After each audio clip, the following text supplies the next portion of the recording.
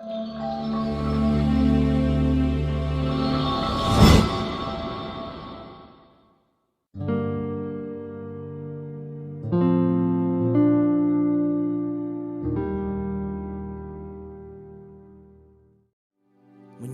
Engkau dengan segenap hati dan hidup kami, Tuhan. Thank you, Lord Jesus.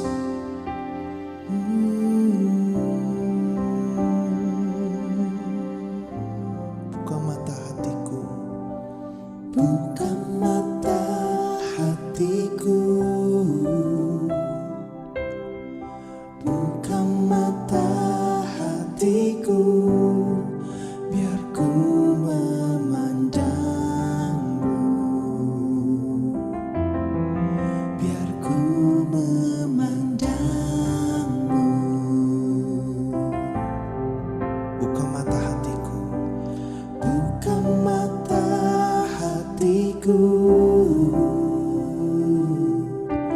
buka mata hatiku, biar ku memandangmu, biar ku memandangmu, biar ku memandangmu. Kau layak, kau layak ditinggikan,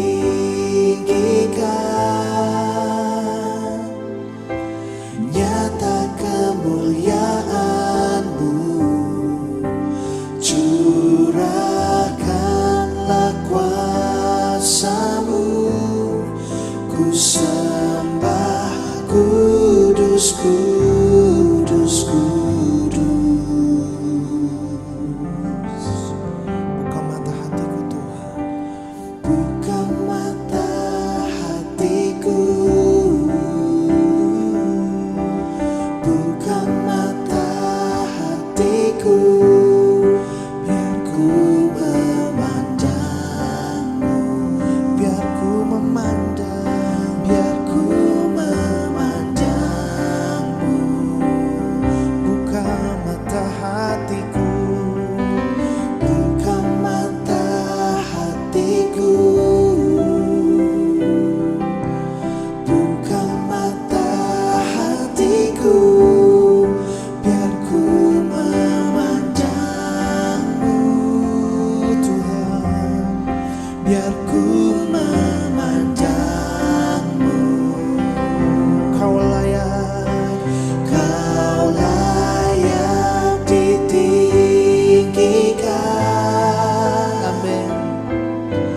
Nyata kemuliaan-Mu, curahkanlah kuasa-Mu, ku sembah kudus, kudus, kudus. Kau layak, kau layak ditinggikan.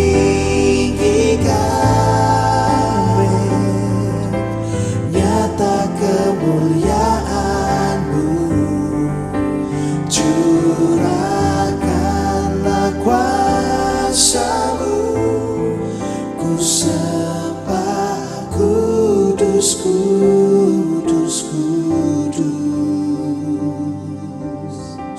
Katakan kudus, kudus, kudus, kudus, kudus. Engkau kudus, kudus, kudus. Oh, kudus, kudus, kudus, biar ku memandangmu. Kudus, kudus, kudus, kudus. Amin, Tuhan. Kudus, kudus, kudus. Kudus, kudus, kudus, biar ku memandangmu. Sekali lagi katakan, kudus Tuhan, Kau kudus. Kudus, kudus, kudus. Kudus, kudus, kudus. Oh, kudus, kudus, kudus,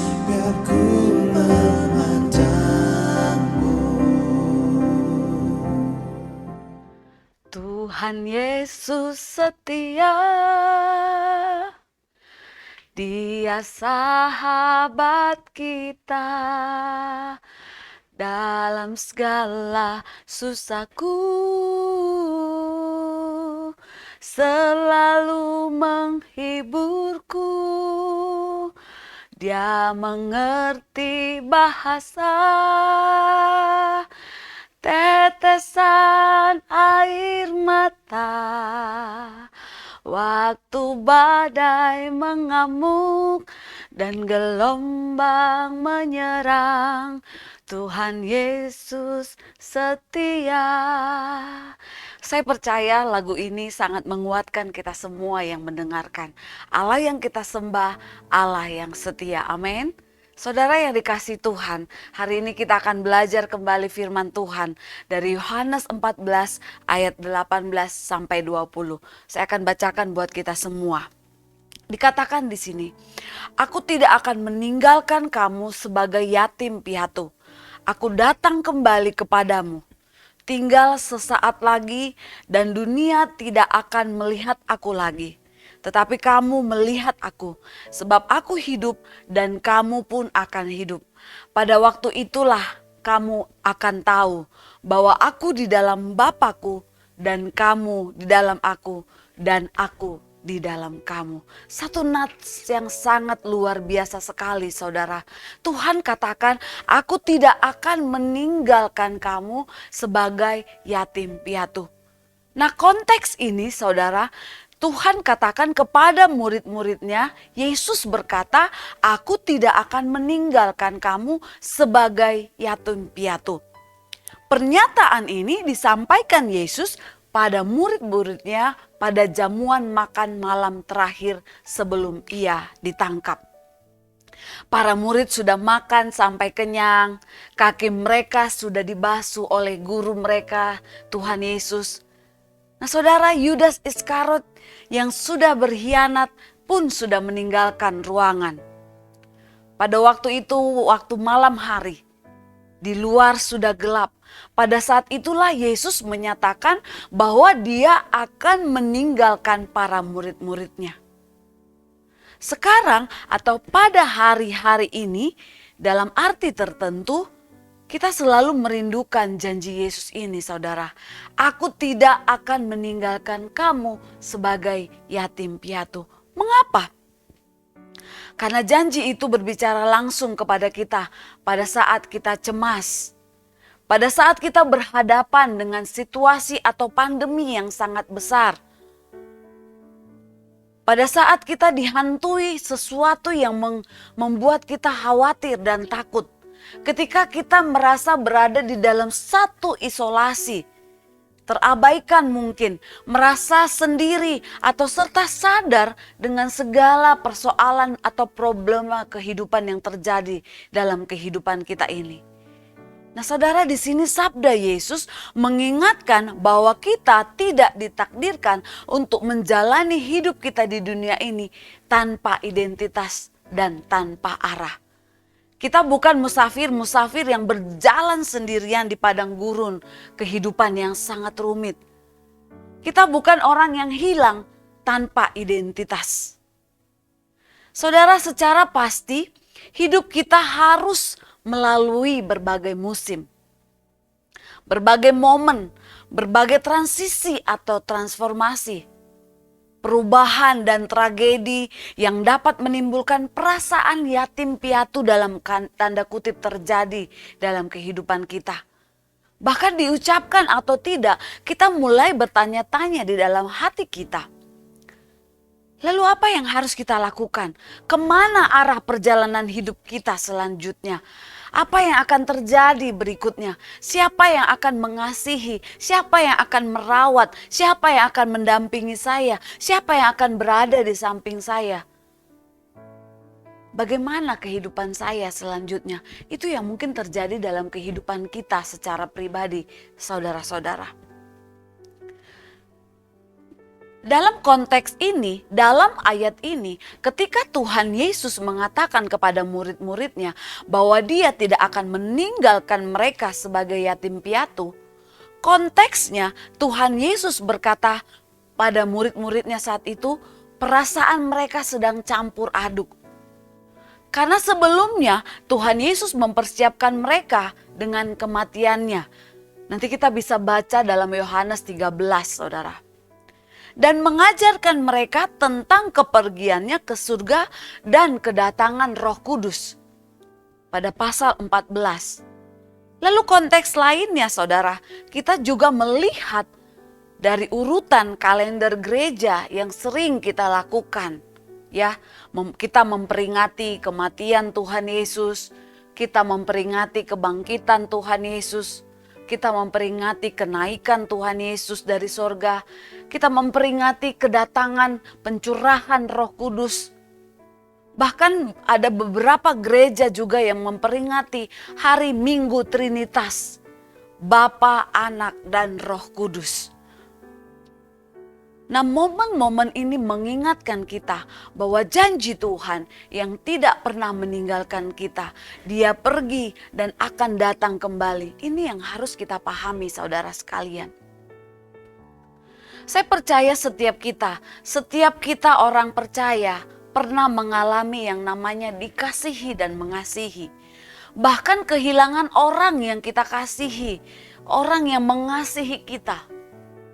Apakah itu pasangan hidup kita mungkin, anak kita, sahabat kita. Belum lama ini saudara, saya kehilangan orang tua yang saya kasihi. 4 hari bersama di rumah sakit saya diberikan kesempatan.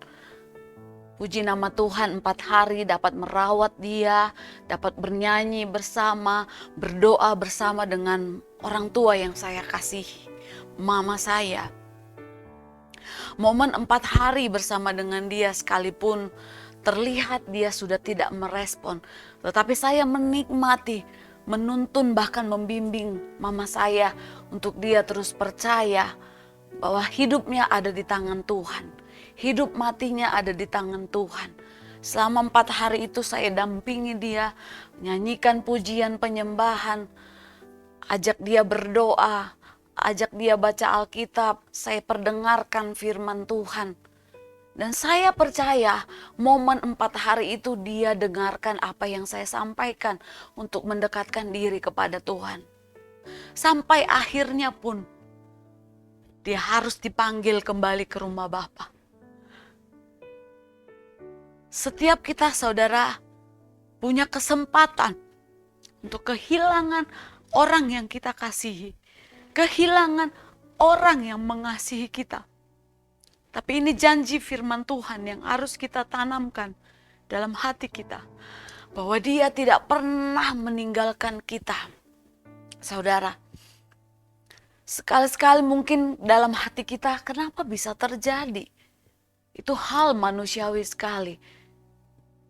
Kehilangan orang yang kita kasihi, kehilangan orang yang mengasihi kita, itu bakalan terjadi sampai kita ada di muka bumi ini. Namun di Yohanes tadi katakan, supaya kita tidak cemas bahwa Tuhan yang kita sembah, Tuhan yang tidak akan meninggalkan kita sebagai yatim piatu, saudara. Kecemasan menunjukkan realitas yang lebih dalam tentang manusia. Bahwa manusia memang bukan ciptaan yang dirancang untuk berdiri sendiri sebagai individu. Manusia diciptakan untuk berada dalam jaringan relasi, mengasihi dan dikasihi. Untuk hidup berelasi, memberi dan diberi. Untuk tinggal berada dalam relasi satu sama lain. Seperti Bapa di dalam Yesus dan Yesus di dalam Bapa. Dikatakan tadi, aku tidak akan meninggalkan kamu sebagai yatim piatu. Itulah janji Tuhan. Janji itu tidak akan mempengaruhi keadaan lingkungan kita, badai persoalan, kematian, perpisahan atau apapun. Kita tidak pernah dan tidak akan pernah ditinggalkan yatim piatu oleh Tuhan. Suatu janji yang asing di telinga murid-murid pada malam itu, saudara-saudara. Dalam percakapan yang sama, Yesus mengatakan kepada murid-muridnya bahwa dia akan pergi dan kembali. Saudara, di sini kita perhatikan, Yesus mengatakan bahwa dia tidak akan meninggalkan kita. Dia juga mengatakan bahwa dia akan pergi dan akan kembali. Pergi dan kembali, dua hal yang saling berlawanan. Yang dikatakan Yesus tidak lain adalah ajakan untuk kita melihat dan untuk hidup dengan cara yang berbeda.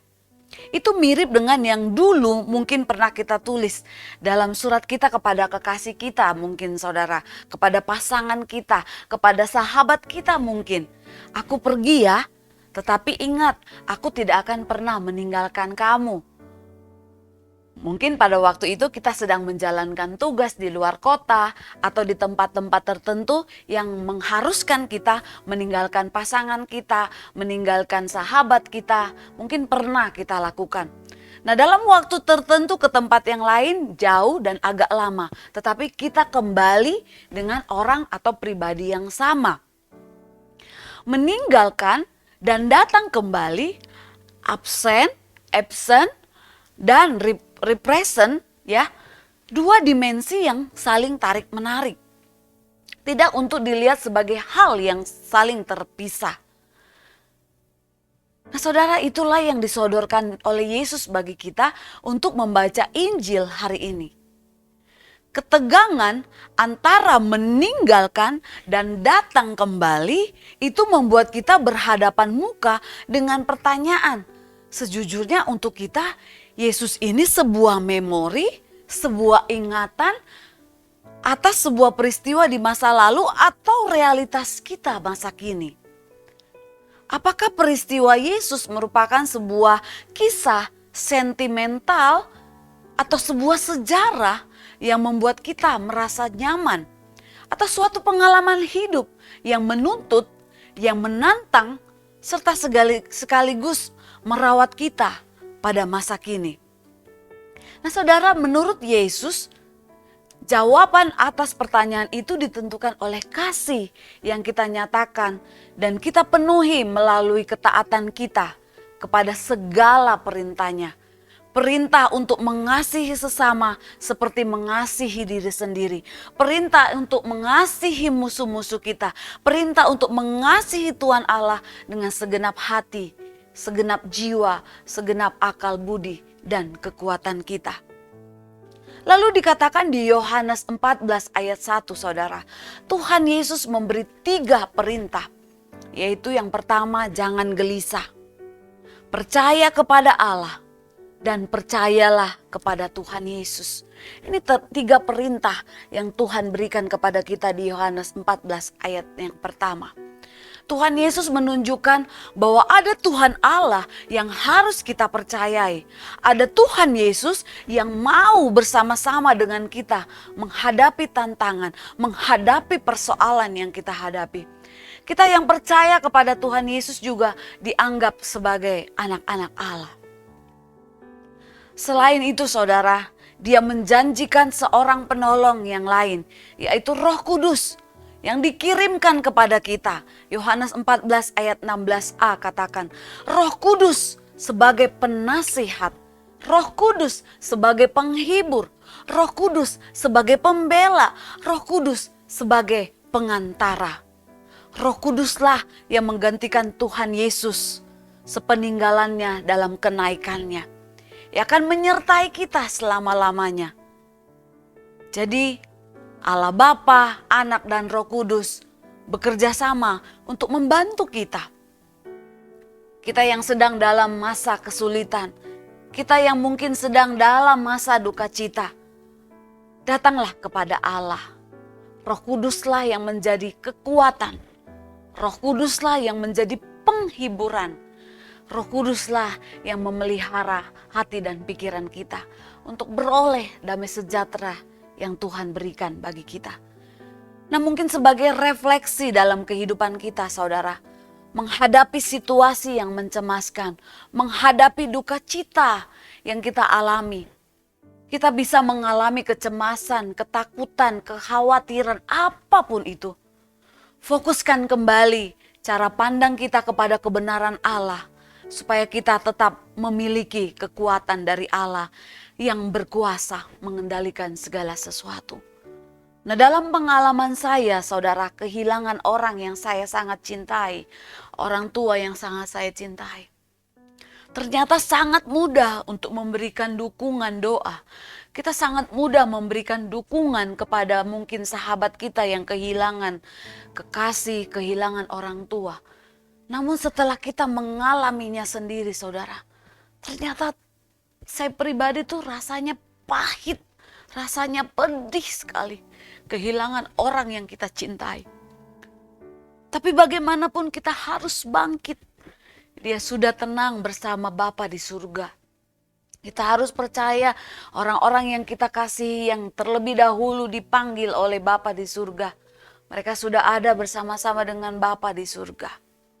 Kita harus tetap kuat, kita harus tetap semangat dan percaya bahwa Allah yang kita sembah, Allah sumber kekuatan dan penghiburan dalam kehidupan kita. Amin, saudara. Kita akan buka sama-sama Ulangan 10 ayat 17 sampai 18. Saya akan bacakan buat kita semua. Sebab Tuhan, Allahmu lah Allah segala Allah, dan Tuhan segala Tuhan. Allah yang besar, kuat dan dahsyat, yang tidak memandang bulu ataupun menerima suap, yang membela hak anak yatim dan janda, dan menunjukkan kasih-Nya kepada orang asing dengan memberikan kepadanya makanan dan pakaian. Nah, saudara, pernahkah kita memperhatikan dua kelompok orang yang menarik perhatian Tuhan? Dua kelompok yang menarik perhatian Tuhan kita. Anak yatim piatu dan janda. Kita mungkin tidak pernah berpikir bahwa Allah tidak memihak atau memiliki kategori-kategori khusus untuk orang-orang tertentu. Tetapi yang luar biasanya, saudara, Tuhan yang kita sembah memiliki dua kelompok orang yang dekat di hatinya, yaitu anak yatim dan janda. Tidak seorang pun yang ingin menjadi bagian dari kelompok ini. Betul ya, saudara? Gak ada di antara kita yang memilih, Tuhan, hari ini aku mau jadi anak yatim atau piatu. Aku mau jadi anak yatim piatu. Atau gak ada kan di antara kita yang terang-terangan bilang sama Tuhan, Tuhan udah aku jadi janda aja, jadi duda aja. Gak ada yang memilih bagian dari kelompok ini. Tidak ada tempat pendaftaran untuk menjadi kelompok bagian ini, untuk menjadi bagian dari kelompok ini. Itulah, saudara, mengapa Tuhan Yesus terus memperhatikan kedua kelompok ini. Namun yang mengejutkan lagi, saudara, Dia berjanji untuk menjadi bapa dan suami bagi kedua kelompok ini. Kita tidak hanya menemukan Dia sangat protektif, tetapi Dia bergerak dengan penuh belas kasihan yang luar biasa. Begitu banyak hingga hal ini meluap ke dalam kehidupan sehari-hari saya dan Anda, saudara. Kita tidak bisa berbuat apa-apa kecuali ingin bekerja ekstra dalam membantu anak tanpa ayah, wanita tanpa suami. Mereka terlihat sama seperti kita, tetapi kita belajar tentang penderitaan mereka. Kita tidak melunak. Hati kita tersentuh oleh jari Tuhan untuk keterlibatan kita untuk orang-orang yang seperti ini. Lalu dikatakan di Mazmur 68 ayat 5-6, saudara. Bagi bapa bagi anak yatim dan pelindung bagi para janda. Itulah Allah di kediamannya yang kudus. Allah yang memberi tempat tinggal kepada orang-orang sebatang kara. Nah, saudara, kata yatim piatu diambil dari bahasa Yunani, orpanos. Artinya kata ini bukan sekedar berbicara mengenai kondisi yatim piatu, melainkan juga perasaan menderita akibat menjadi yatim piatu. Perasaan ditinggalkan orang yang kita sayangi, perasaan yang membiarkan yang kita rasakan seolah-olah kita sendiri karena orang yang kita kasihi sudah tiada. orang yang kita sayangi sudah tidak ada di dalam kehidupan kita.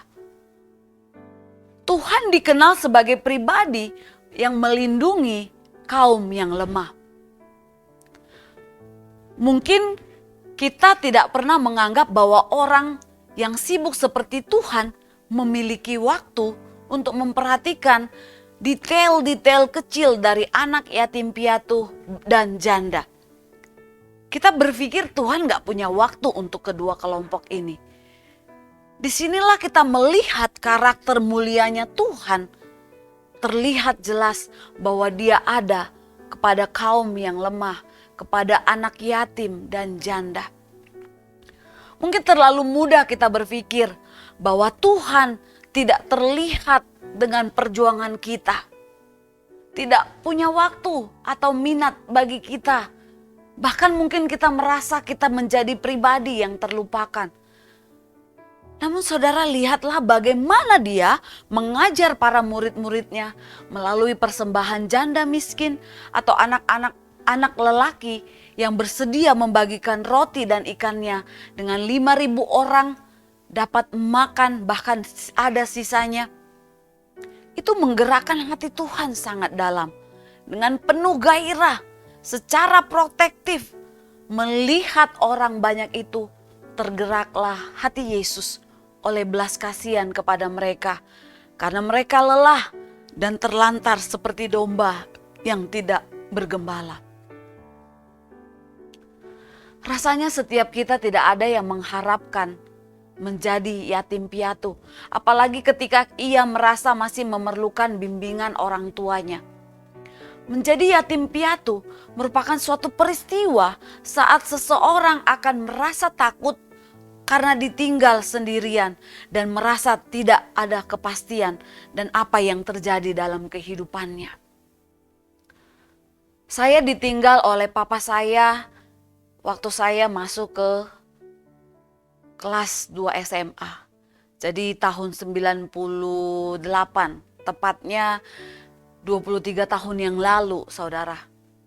Lalu disusul dengan kematian mama saya di 30 Juni ya tahun ini.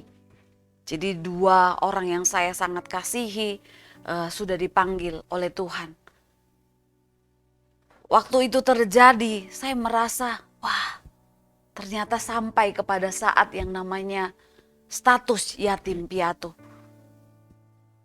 Tidak ada bapa, tidak ada mama, jasmani yang bisa saya tempat curhat, tempat ngobrol.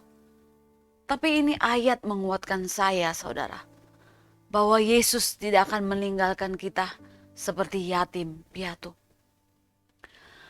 Beberapa di antara kita mungkin dalam waktu dekat ini pun merasa kehilangan orang-orang yang kita sayangi, orang-orang yang kita cintai.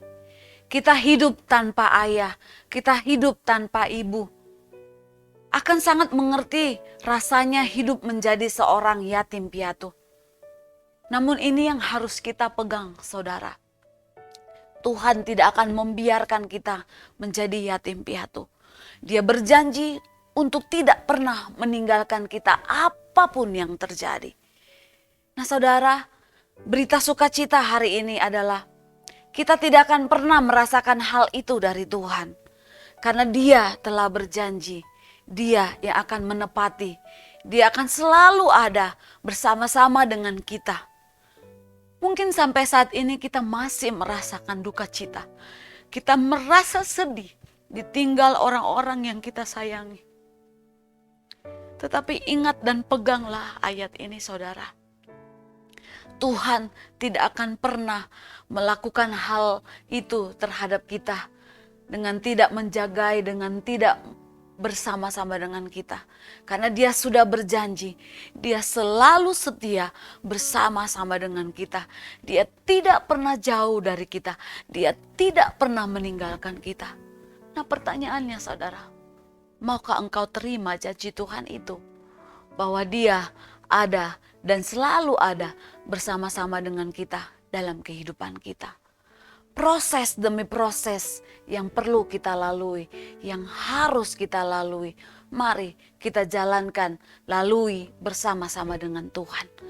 Karena sumber penghiburan, sumber kekuatan, sumber sukacita satu-satunya hanya daripada Tuhan Yesus saja yang memberikan pertolongan, yang memberikan anugerah, yang memberikan pemeliharaan yang sempurna dalam kehidupan kita. Saya mengajak kita semua untuk percaya. Yohanes 14 ayat 1 tadi, supaya kita tidak gelisah. Kita percaya kepada Tuhan dan selalu percaya kepada Tuhan Yesus yang tidak pernah meninggalkan kita apapun yang terjadi dalam kehidupan kita. Semoga dipahami dan dimengerti. Tuhan Yesus memberkati. Shalom.